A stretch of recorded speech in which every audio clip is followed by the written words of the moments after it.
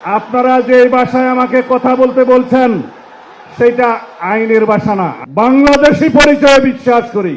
मजहब से कौम मजहब से मजहब जो नहीं तुम भी नहीं, जज्बाए बाहम नहीं महफिले अंजुमन भी नहीं।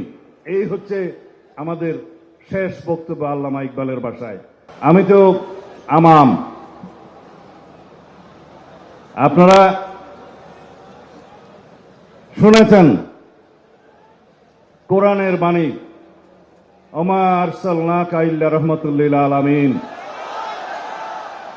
রাসূলুল্লাহ সাল্লাল্লাহু আলাইহি ওয়াসাল্লামকে সারা বিশ্ব ব্রহ্মাণ্ডের রহমত রূপে রব্বুল আলামিন প্রেরণ করেছেন।